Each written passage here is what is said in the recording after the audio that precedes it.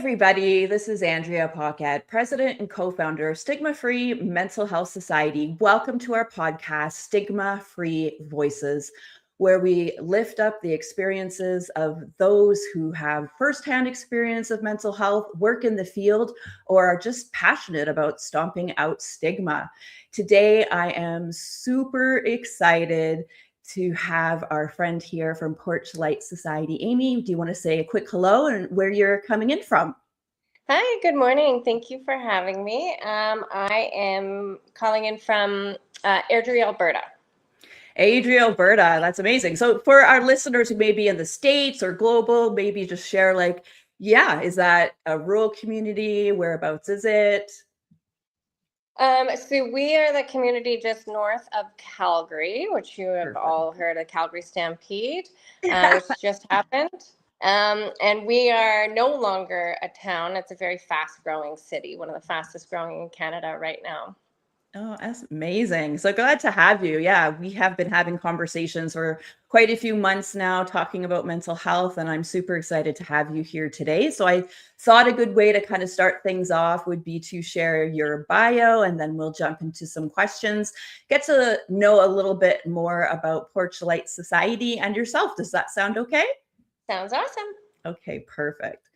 So Amy, a former farm kid and proud supporter of the Western way of life, is the founder and president of the Porch Light Society. She is now a nurse in one of the largest emergency departments in Calgary.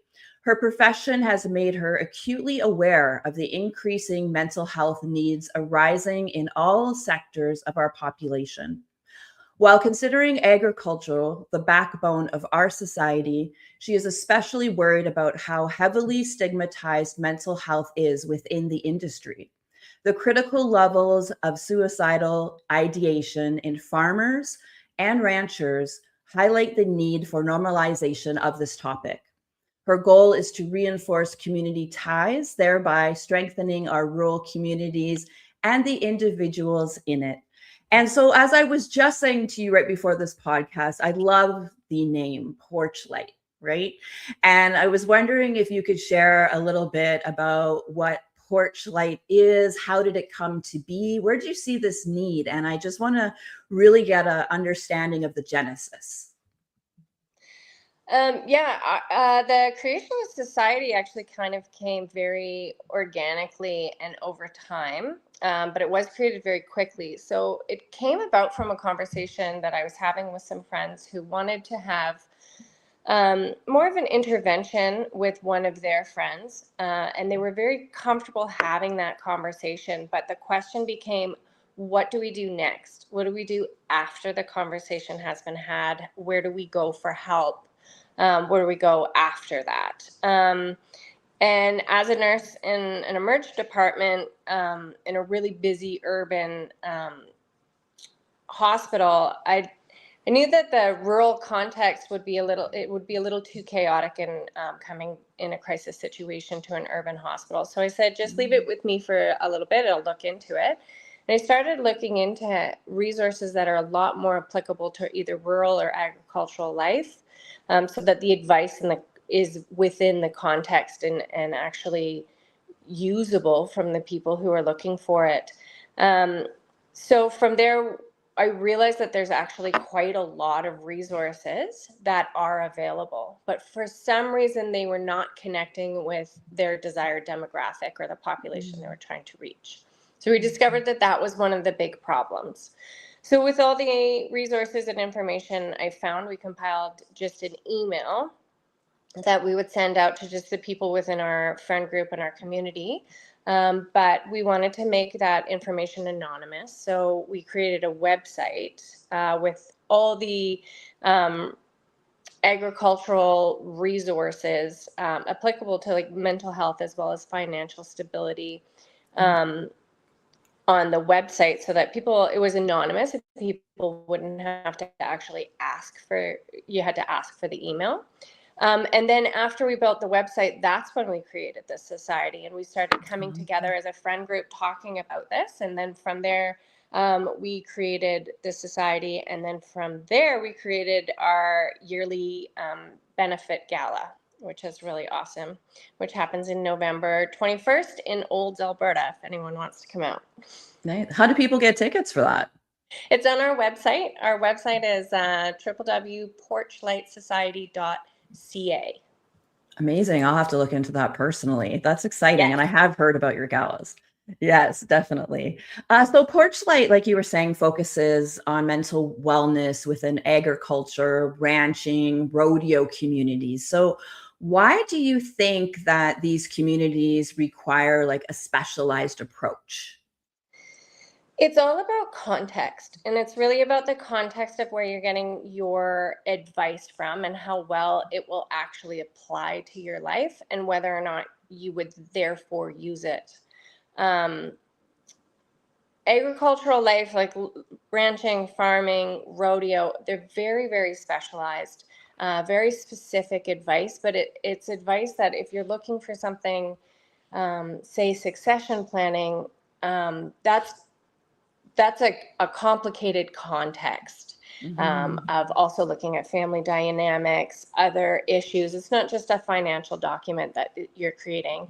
And if the person who you turn to for help doesn't understand how complicated it is, the advice won't go very far. We also have an incredibly resilient and independent demographic. And they're hard to reach sometimes. And sometimes you only get one chance at reaching them. So the advice actually needs to be applicable because they're so independent, they'll just move on. Yeah. Yeah. No, that is vital and so necessary and true.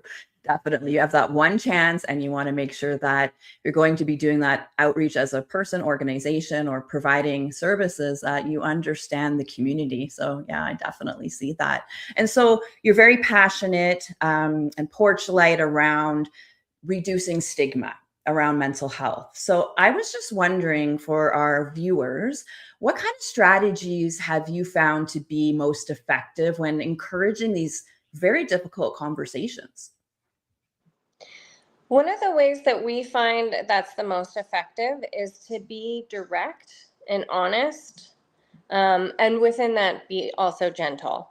One of the best ways is to really ask someone, like, how are you doing really?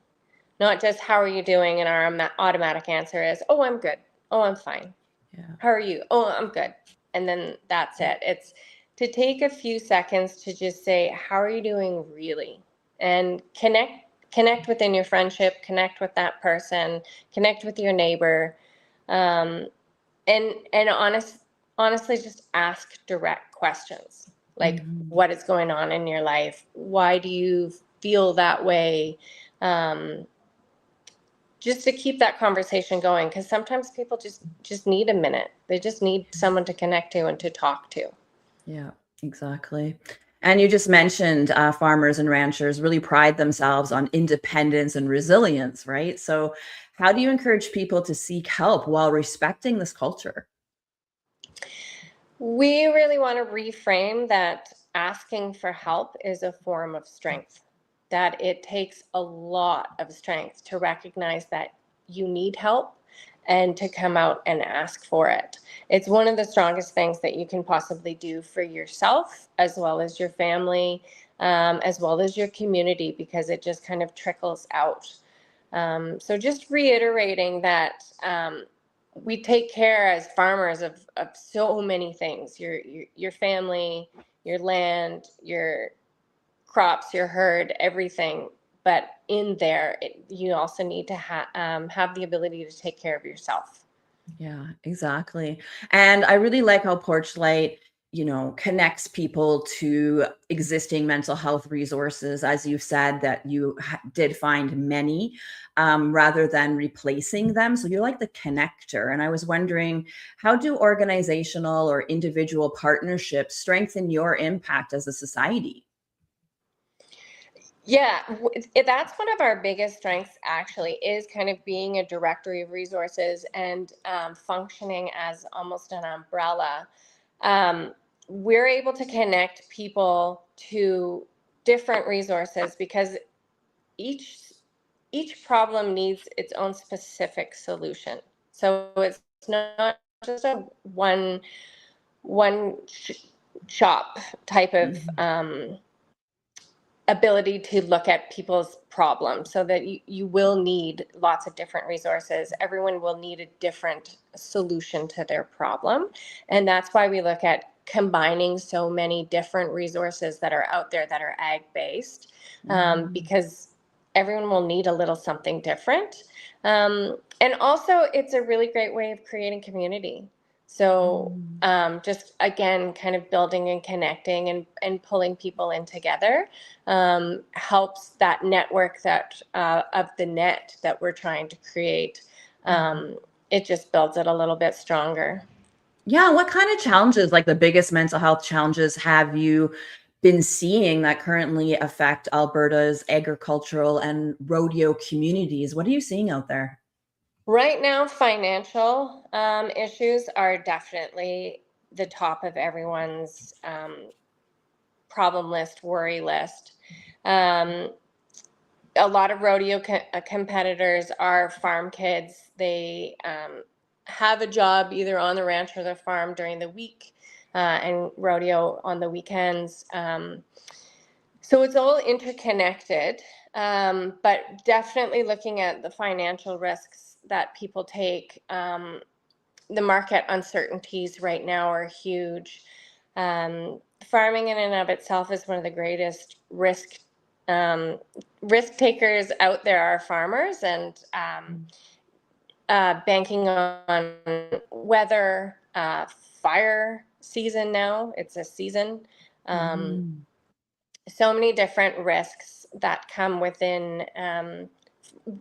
financial uncertainty, and then getting your product to the market has also become very, very difficult in the last year alone, as well as trade issues, even just interprovincial. It's really frustrating. Yeah, that is so sad to hear that. And I think as well too, do you find like suicidal ideation, do you see a lot of this, or what is happening out there when it comes to that topic?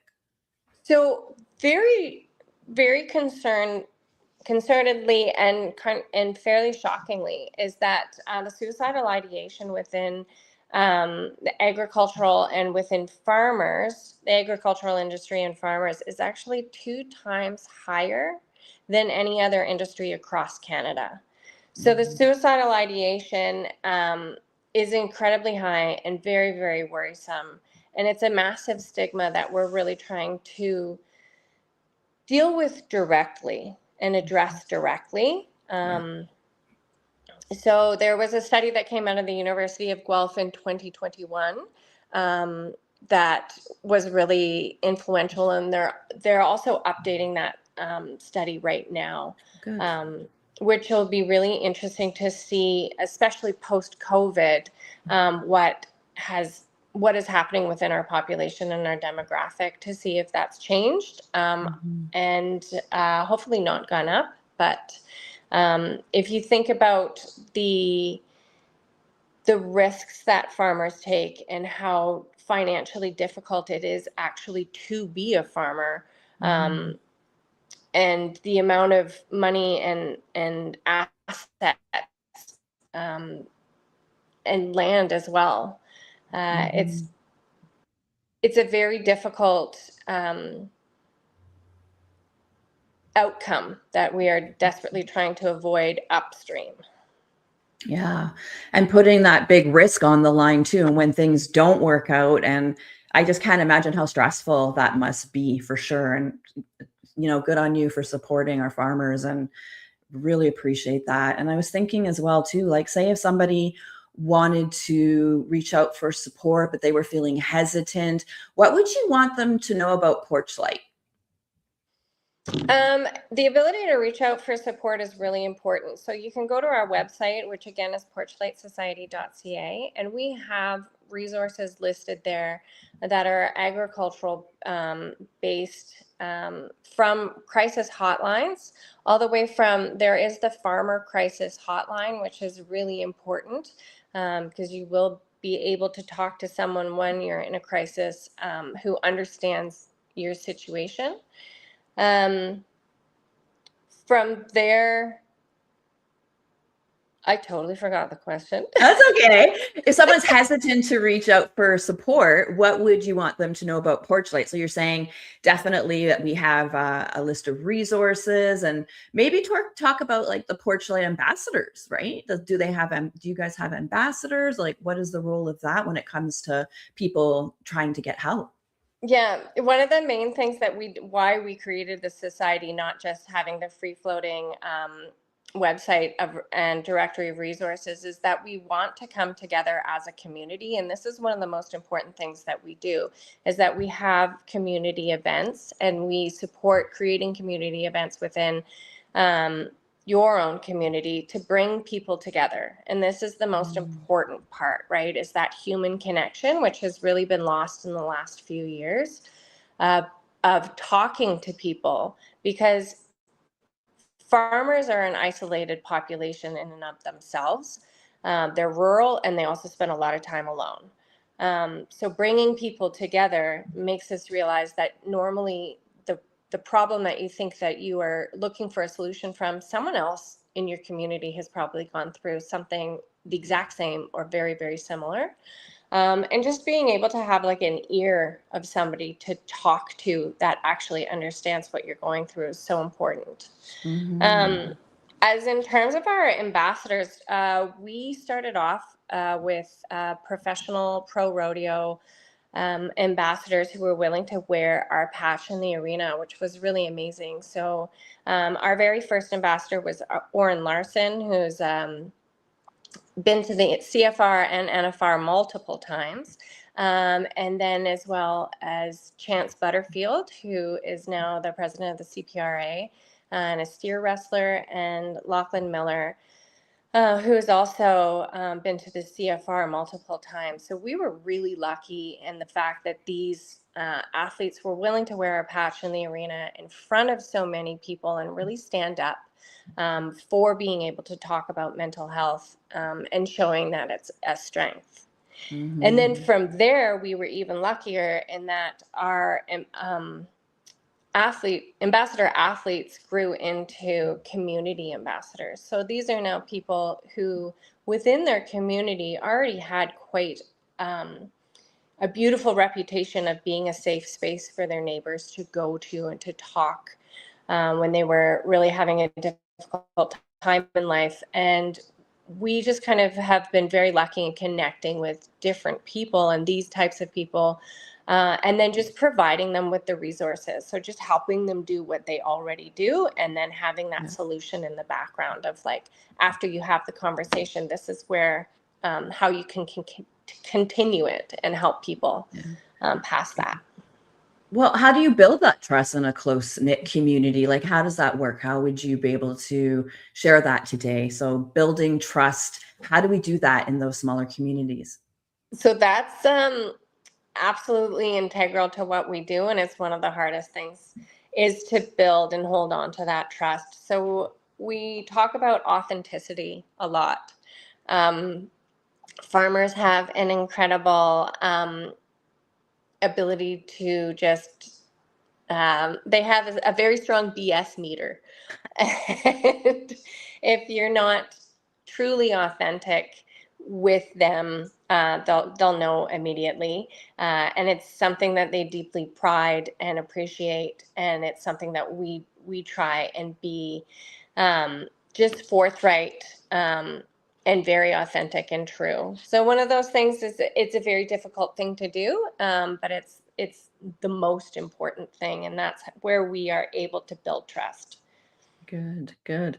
So success in mental health work, it's not always easy to measure, like knowing if we have impact.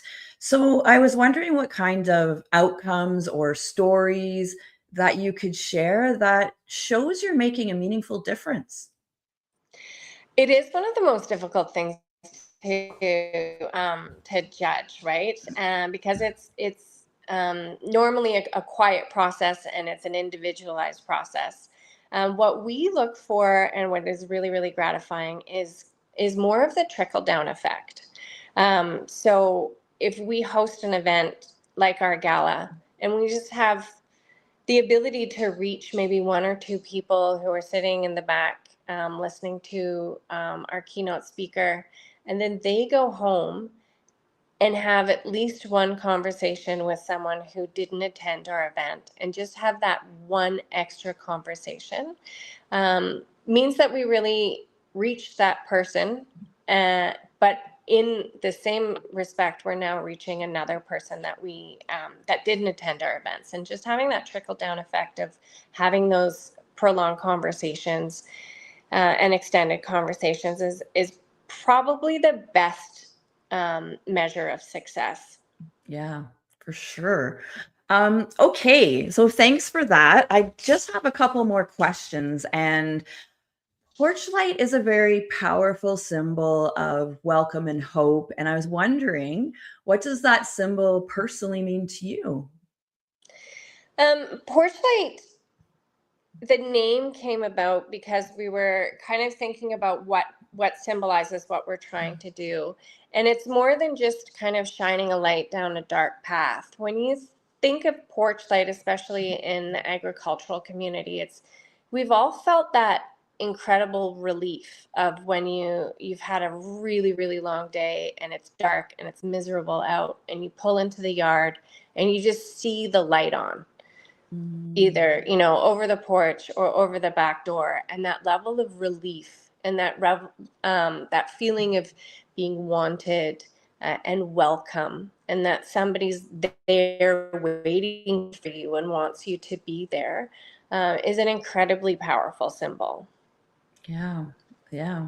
Well, looking at the next 5 years, I was curious, what's your vision for Porch Light Society? We're going to continue to grow, which is really, it's been a fast moving, fast building society and movement. But I'd really love to see us just be a larger player across the agricultural mental health scene in Canada and the US. Yeah, well, for sure. You're doing amazing work, making an impact, putting on the porch light for so many people. Yeah, just thrilled to have had you here today. And if you have any closing words, perhaps a farmer or somebody, anybody, maybe they're thinking about getting help, but they feel that stigma. Do you have any encouraging words for them? I would honestly say, if you're thinking about getting help, then the hard process has already begun. You've already gotten over that difficult first hurdle. So just reach out. There's so many amazing resources that are out there that are wanting and willing to help, that there are solutions. And it's really important that you just talk to somebody who might be going through exactly what you're going through, and might have a much simpler answer than the one that you've created or thought up. But reach out and talk to your neighbors, reach out and talk to us within Porch Light, or some of the really beautiful other resources out there like Do More Ag Foundation, as well as the National Farmer Mental Health Alliance. There's a lot of beautiful resources out there. Amazing. Well, very much, appreciate your words of wisdom. Please stay on the line after. I'd love to talk to you more. And yeah, thank you so much. If people can find you at porchlightsociety.ca, correct? Yes. All right, perfect. Okay, thank you so much for being here, Amy, and thank you to everybody who has watched today. If you are watching this podcast after the fact on LinkedIn, Facebook, and YouTube, wherever you find us, please do share with a friend, because you never know who does need help and who does need encouragement. I think really at Stigma-Free Mental Health Society, what we're most passionate about is partnering with organizations like Porch Light Society and others, so we can come together and build a community where everybody feels supported, and most especially for all of us to live our best lives. Okay, thank you everybody, and have a wonderful day.